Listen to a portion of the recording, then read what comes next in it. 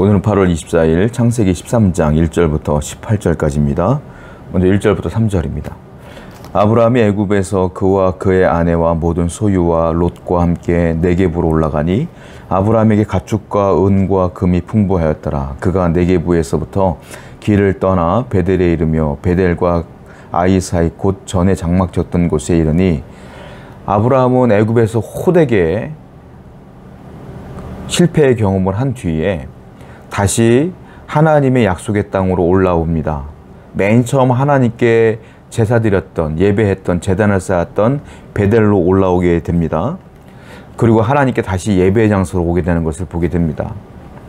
아브라함은 다시 하나님께 예배하는 예배자가 되는 것이죠. 아브라함의 예배는 지금 잃어버렸던 믿음을 회복하는 예배고요. 잃어버렸던 하나님의 약속을 기억하는 예배가 되는 거예요. 다시 돌아왔기 때문에 그렇죠. 아브라함이 드리는, 하나님께 드리는 예배는 하나님과의 친밀한 관계를 다시 회복하는 예배가 되는 것이고요. 그리고 다시 처음으로 돌아와서 하나님의 처음 소명을 받았던 그 소명을 받는 예배가 되는 것입니다. 그래서 그 소명에 대한 다짐을 다시 하게 되는 예배가 되는 것이죠. 여러분, 우리의 예배가 이래야 된다는 것입니다. 우리가 늘 주일마다 예배 드리는데요. 예배 드릴 때마다 형식적으로 왔다 가는 것이 아니라 예배 드릴 때마다 아브라함과 같은 마음으로 예배를 드려야 된다는 거죠. 어떤 예배겠어요? 하나님과의 관계, 일주일 동안 멀어져 있는 하나님과의 관계를 회복하는 예배가 되어야 될 줄로 믿습니다. 그리고 그 예배를 통하여 내게 주시는 소명을 또 다짐하고 또 다짐하는 예배가 되기를 축원드립니다. 5절부터 7절입니다. 아브라함의 일행 롯도 양과 소와 장막이 있으므로 그 땅이 그들이 동거하기에 넉넉하지 못하였으니 이는 그들의 소유가 많아서 동거할 수 없었음이니라. 그러므로 아브라함의 가축의 목자와 롯의 가축의 목자가 서로 다투고 또 가나안 사람과 브리스 사람도 그 땅에 거주하였는지라. 지금 아브라함이 다시 애굽에서 올라온 그 땅에는요, 목초지가 충분하지 않았던 것 같습니다. 그리고 아브라함이 올라올 때에 하나님의 은혜로 말미암아 애굽 왕이 은금과 소와 양떼 같은 목축을 많이 줬거든요. 많이 갖고 올라오다 보니까 거기서 롯도 갖고 있는 재물이 있다 보니까 이 양들이 먹을 수 있는 목초지가 한계가 있지 않습니까? 그러니까 풀이 없는 거예요. 그래서 롯의 목자와 아브라함의 목자가 맨날 싸우는 겁니다. 너희들 양만 먹냐? 우리 양도 먹이자. 이러면서 서로 다투는 거예요. 이런 일이 벌어졌다라는 겁니다. 그래서 나중에 우리가 알다시피 이 문제 때문에 아브라함과 롯이 갈라지게 되는 장면을 보게 되는 것이죠. 자, 또 다른 위기를 만났습니다. 아브라함이 애굽에서 가뭄 때문에 위기를 만났는데 이번엔 또 위기를 만났어요. 자, 그런데 어떤 위기냐? 처음에는 가뭄이라고 하는 결핍의 위기예요. 근데 이번에는 너무 소유가 많아졌어. 풍요로워졌어. 풍요로워지면 괜찮을 줄 알았는데 풍요도 풍부함 때문에 위기를 만났어. 인생은 이래요. 결핍에도 위기가 있고요. 풍요로움에도 위기가 있어요. 두 번째 위기를 만나게 되는 거예요. 많은 사람들이 생각합니다. 소유가 많아지면 내게 위기가 없을 것이라고 생각해요. 내가 가진 게 많으면 그냥 만사오케이라고 생각해요. 안 그래요? 가진 게 많아도 위기가 옵니다. 어려움이 와요. 왜냐? 풍요로울 때 하나님께서 원하시지 않는 선택을 할 수도 있다라는 겁니다. 그럼 똑같은 거죠. 그러므로 우리는 내가 가난하거나 내가 부유하거나 상관하지 아니하고 오직 하나님만 붙드는 삶이 되어야 된다. 그리고 또 하나, 위기를 하나 넘었다고 해서 위기가 끝이 아니에요. 위기는 계속 올 겁니다. 그때마다 하나님의 약속을 붙들고 사는 여러분 되기를 축원드립니다. 9절 말씀 볼게요. 네 앞에 온 땅이 있지 아니하냐? 나를 떠나가라. 네가 좌하면 나는 우하고 네가 우하면 나는 좌하리라. 아브라함이 족장이었어요, 그 당시에. 근데 그 아브라함이 족장의 권리를 내세우면서 내가 이 땅에 살게. 너는 저 땅에 가. 라고 명령할 수 있어요. 근데 아브라함은 그걸 포기하죠. 롯에게 말합니다. 너 어느 땅 가고 싶은데 네가 좌하면 내가 우하고 네가 우하면 내가 좌할게. 네가 먼저 선택하라. 그리고 아브라함은 이 선택권을 롯에게 건네주는 장면입니다. 왜 그랬느냐면 아브라함은 깨달은 겁니다. 애굽에 내려갔을 때에 어떤 위기를 겪었는지 아브라함은 기억하고 있었던 거예요. 그리고 그 당시에 그 위기를 이기게 하신 분이 하나님인 걸 알았던 거예요.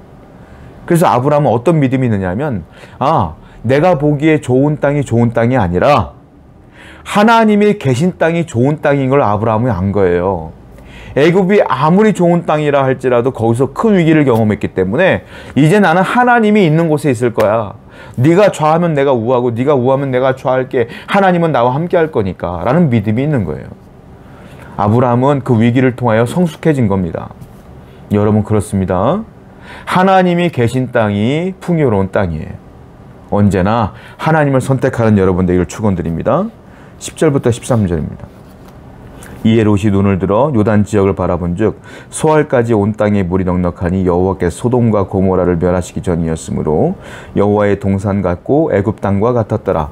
그러므로 롯이 요단 온 지역을 택하고 동으로 옮기니 그들이 서로 떠난지라. 아브라함은 가나안 땅에 거주하였고 롯은 그 지역의 도시들에 머무르며 그 장막을 옮겨 소돔까지 이르렀더라. 소돔 사람은 여호와 앞에 악하며 큰 죄인이었더라.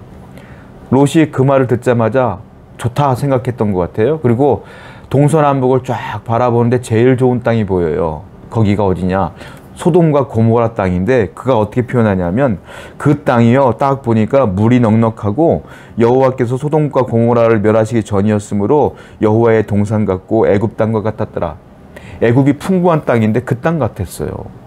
엄청나게 좋은 땅처럼 보이는데 이것은 무엇이냐면 상대적으로 그렇게 보인 겁니다. 어떤 땅과 지금 머물고 있는 베델과 그래서 소돔과 고모라가 상대적으로 풍요로워 보였다는 거예요. 롯의 눈은 현실의 눈이기 때문에 상대적으로 좋아 보이는 걸 선택하게 되는 거예요. 그래서 소돔과 고모라를 보게 되는데 근데 문제는 뭐예요? 그 땅이 13절에 보니까 소돔 사람은 여호와 앞에 악하며 큰 죄인이었더라. 겉으론 좋아 보이지만 아름다워 보이지만 그 속은 죄로 아주 죄악으로 폐역한 도시다 이런 거죠. 사람은 그 죄악을 몰라요. 눈에 보일 때 좋아 보이는 거지. 죄는 그렇습니다. 죄는 겉으로 볼 때 아름다워 보이고요. 죄는 겉으로 볼 때 좋아 보이고요. 죄는 겉으로 볼 때 참 좋아 보이고 즐거워 보이는 게 죄예요. 그런데 그 안으로 들어가면 내가 그 안에 물들고 나는 죽어버리는 겁니다. 그러므로 내 육신의 눈으로는 죄를 파악할 수가 없죠. 항상 죄를 멀리 해야 되고요. 내가 이 눈으로 보는 습관을 버려야 된다는 거예요.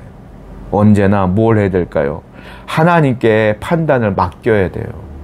하나님 이것이 좋습니까? 이것으로 가야 될까요? 묻는 습관이 있어야 돼요. 항상 그래서.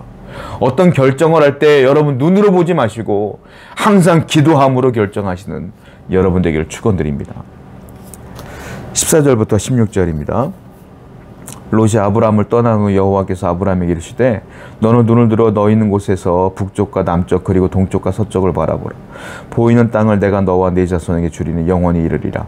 내가 네 자손이 땅의 티끌같이 하리니 사람이 땅의 티끌을 능히 셀 수 있을진데 네 자손도 되리라. 너는 일어나 그 땅을 종과 횡으로 두루다녀보라. 내가 그것을 네게 주리라.